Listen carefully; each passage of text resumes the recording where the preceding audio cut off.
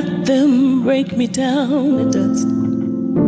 I know that there's a place for us, for we are glorious.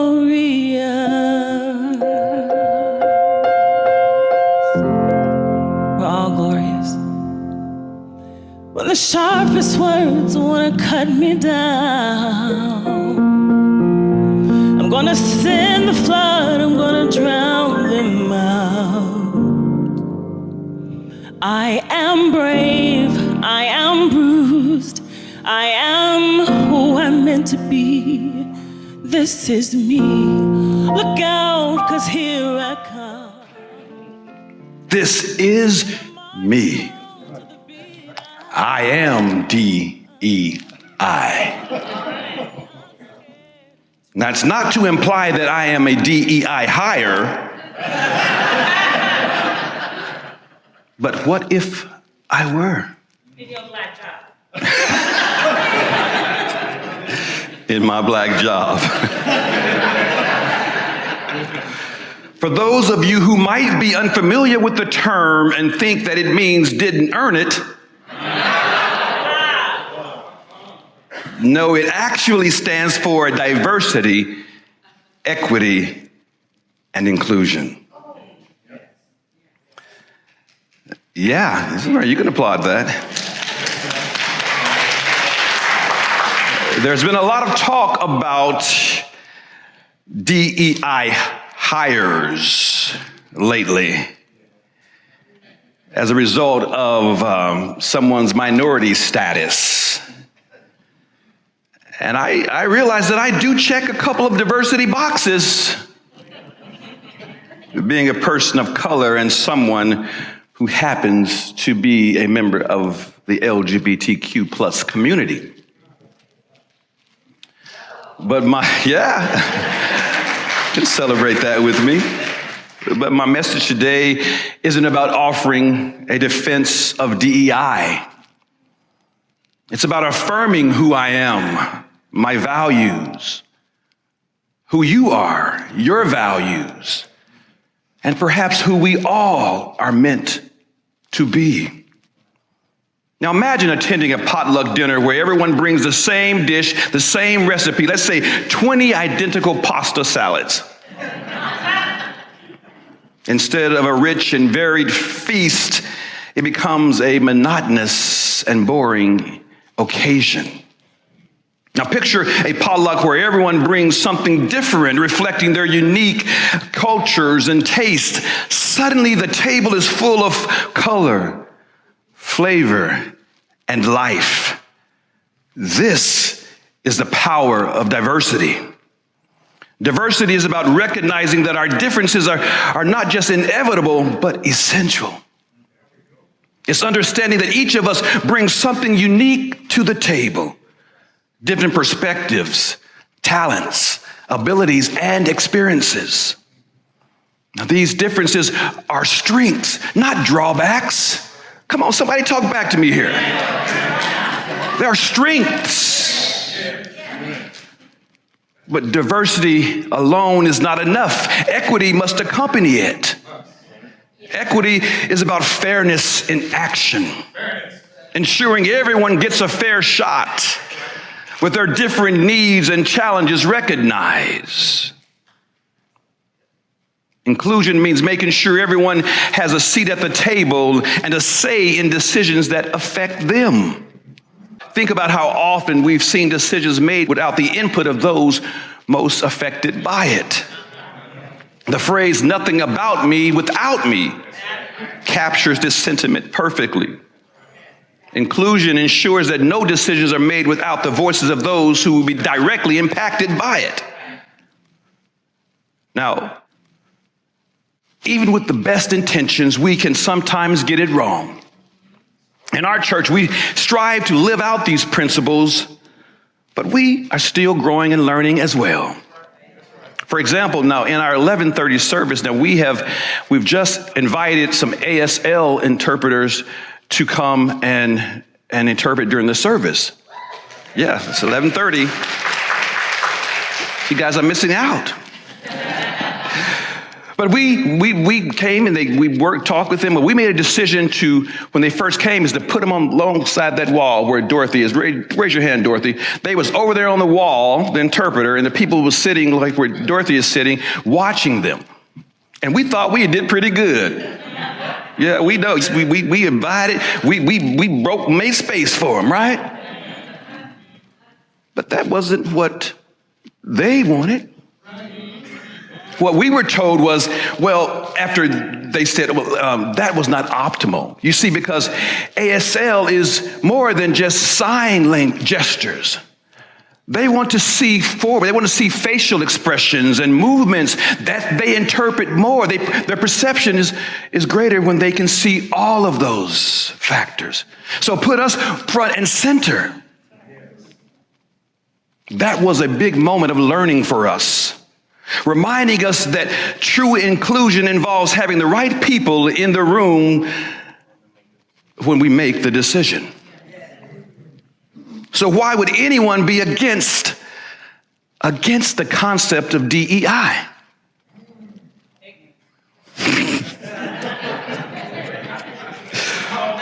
What does it mean to say I am DEI? No, it's not just a statement of identity. It's a call to action. It's an invitation to see beyond labels and embrace a deeper understanding of living in a diverse, equitable, and inclusive society. As a church and a community, we believe that a society valuing diversity, ensuring equity, and practicing inclusion is not just better, it's stronger and more resilient. And as a part of our mission of love beyond belief, baby, it's a core value. That indeed we are glorious. Yet we live in a time of profound division, politically, socially, and culturally. Families are estranged, friendships destroyed, and bitterness abounds. There's a breakdown in our social fabric that many fear could ultimately destroy us. I know that many of us are feeling it deeply. I know that I am. But how did we get here? And how can we move forward? We must understand the deep feelings and fears that contribute to this discord. Over the past year, I've been searching for solutions to the deep divide and polarization in our community and nation. It's been on my mind, and in previous sermons, I've just alluded to it.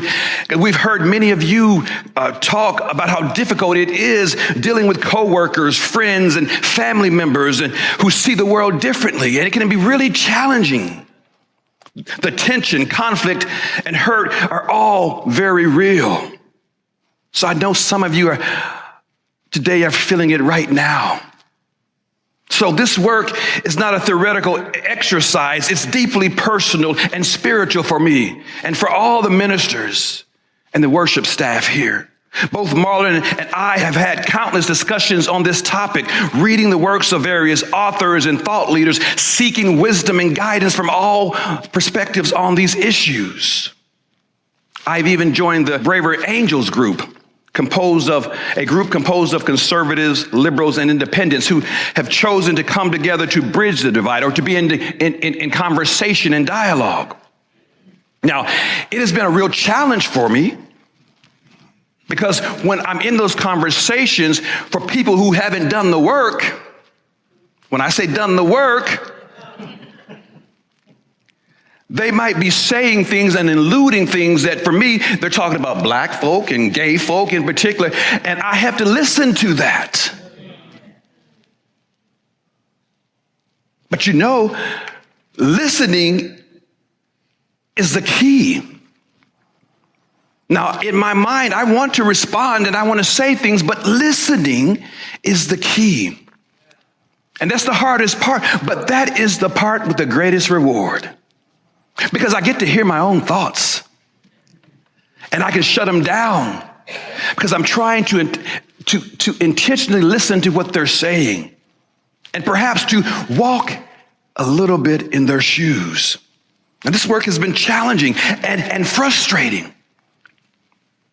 And in many ways, our coming together, or that this work, seems like it's insurmountable. But I know, and I am a firm believer in the impossible, and I am a steadfast ambassador of hope. Healing is possible. Dion referred to that. Healing is possible. And we are all, to some degree, healers in our own right. Every time you say a kind word to your neighbor, every time you smile at ignorance, if you're not healing them, you're healing yourself.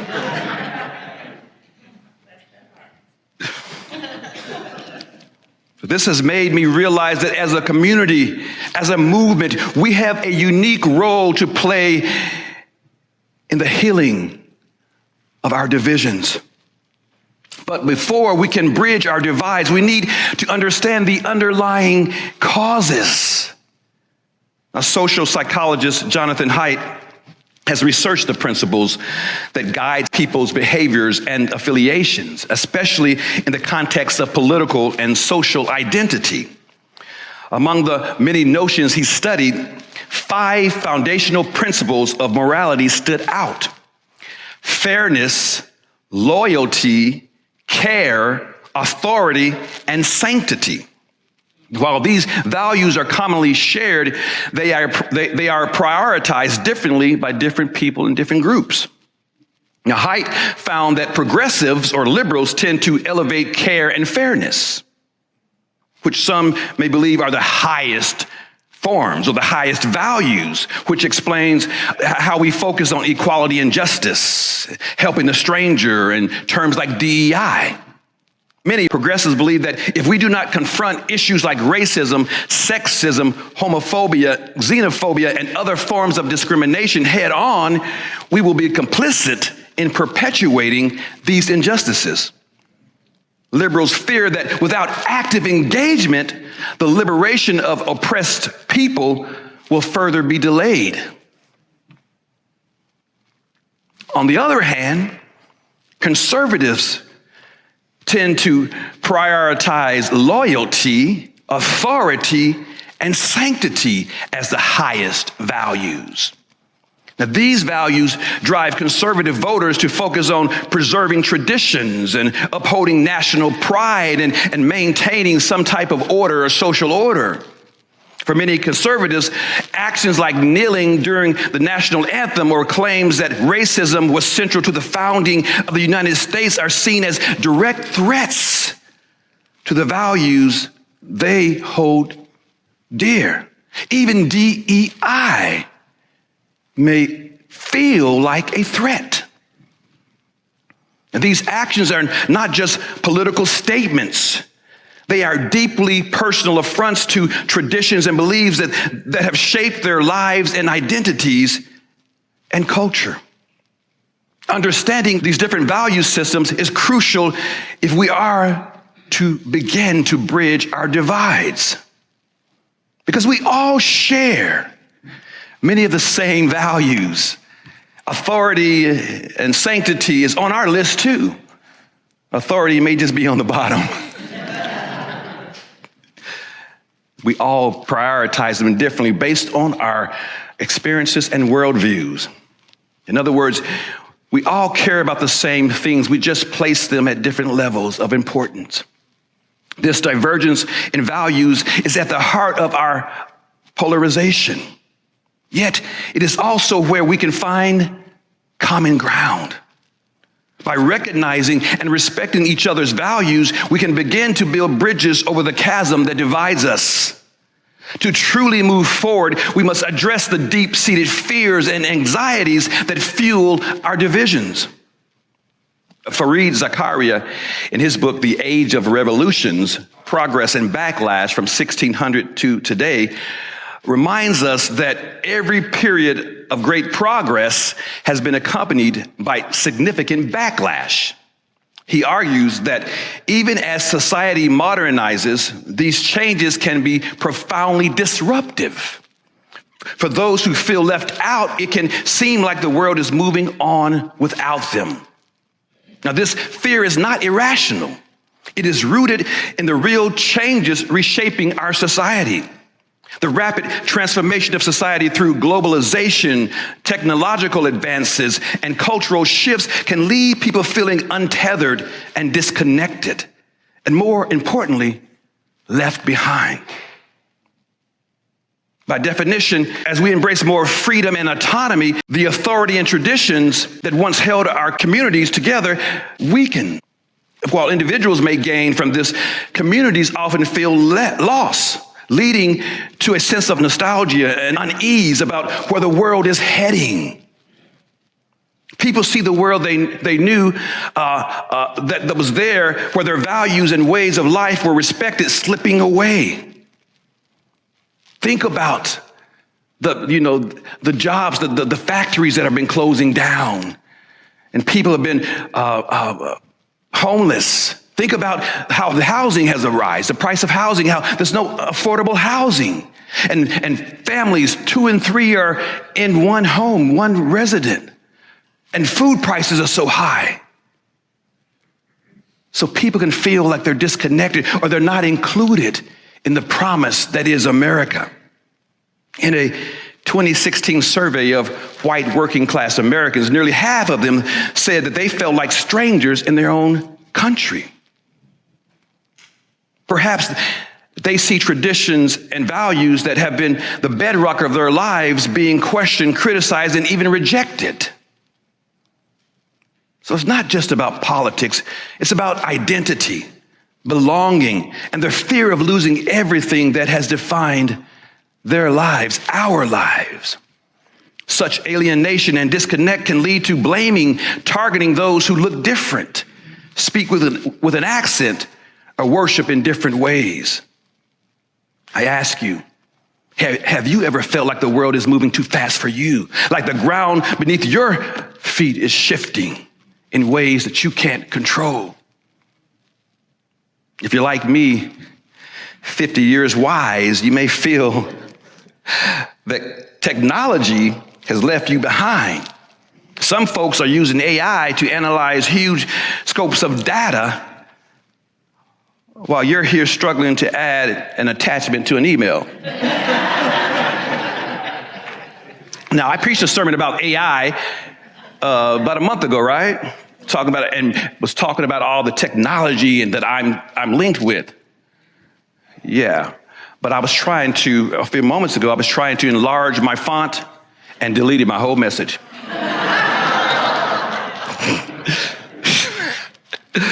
Technology. But I'm going to beat it. I promise you.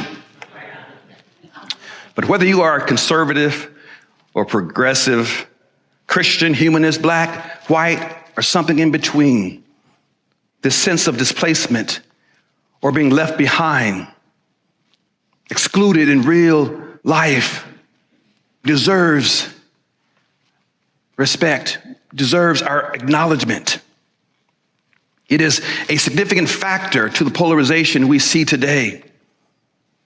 And much of this perception is shaped by the media and the people and the politics and the politicians who highlight the worst examples, those who are ignorant, bombastic, or even racist.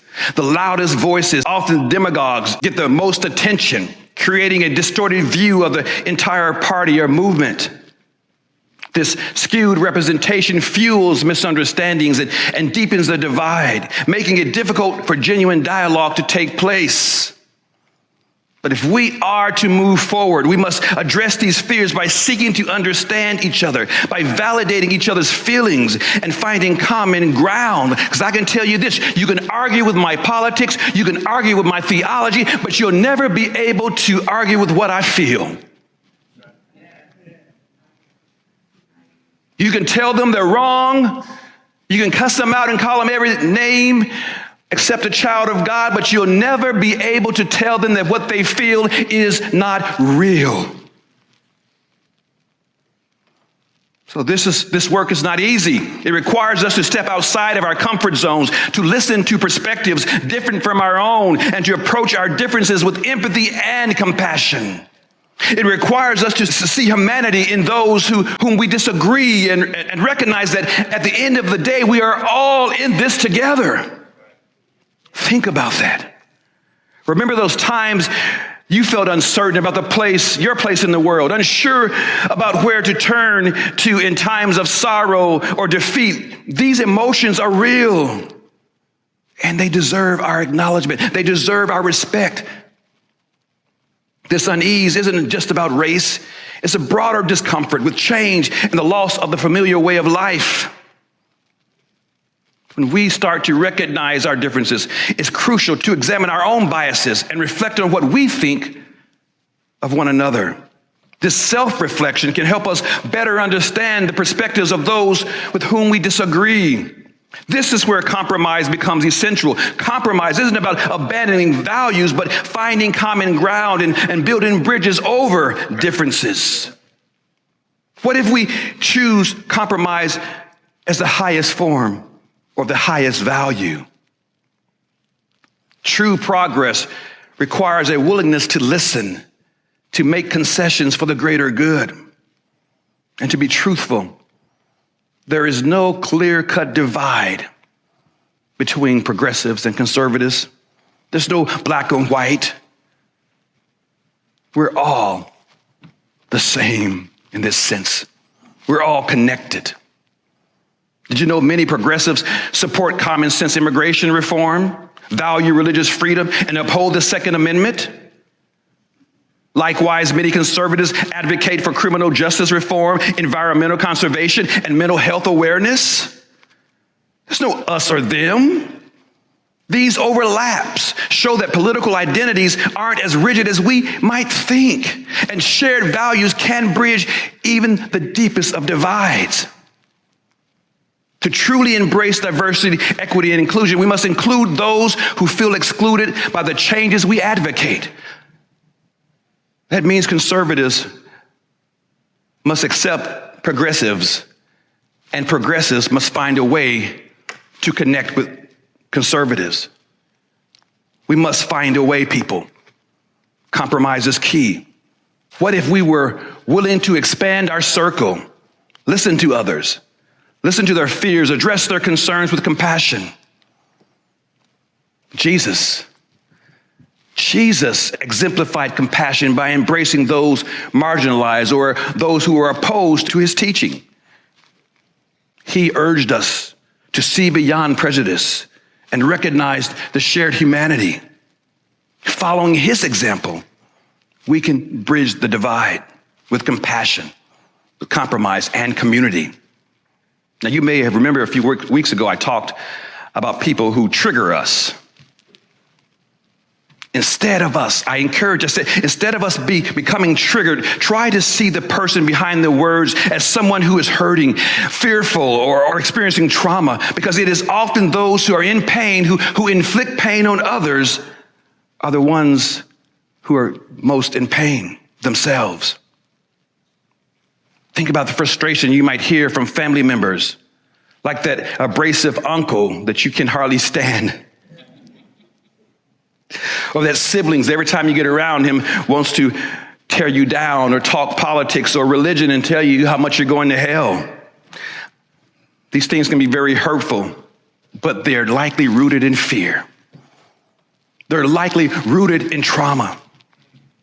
Know that. See that through that lens. And if you can start perceiving them as someone who's afraid and feeling disconnected, then perhaps you'll let them off a little bit. Perhaps you won't be so triggered or affected by it. Again, remember, we may argue politics, we may argue religion, but we can't argue with what people are feeling in their lives. So I asked you earlier, how did we get here?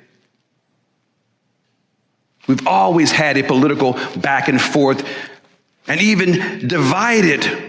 We have always found ways as a country, as a people, to move forward together. Before the extreme polarization, we've always been able to find compromise. That's how we became great. And that's how we will find greatness again. I said, that's how we became great. And that's how we will find greatness again. It's working together. And this process is rarely perfect. Sometimes change has been slower than liberals wanted and faster than conservatives hoped. Yet it is through this very push and pull, this willingness to negotiate and to understand one another, that progress is made.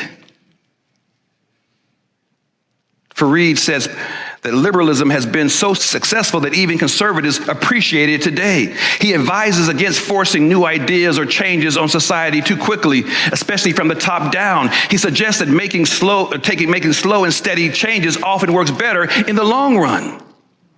If we can be patient and not see our opponents as enemies, we'll likely gain more support and make lasting progress. Yeah. Focusing too much on identity politics or pushing extreme ideas from either the left or right often leads to more problems than progress. Now, this fall, in September, we're launching a new initiative called Conscious Inclusion. It's a small group ministry designed to help us expand our understanding, to heal from past traumas, and I'm encouraging each one of you or everyone to join in this discussion. We need you. We want you. Your voice matters. So AM DEI. It's not just about who I am as an individual. It's about who we are as a community, as a nation, as a society. It's about more than just checking boxes or meeting quotas. It's about creating a society where everyone feels they belong, where everyone's voice is heard, and where everyone has the opportunity to thrive. So let us strive to understand one another, bridge the gaps that divide us, and create a society that truly reflects the values of diversity. Because when we do, we don't just fulfill the promise of DEI, we'll fulfill the promise of our nation and our shared humanity. And when that day comes, we will have definitely earned it. Zechariah finishes his book with a beautiful and aspirational remark.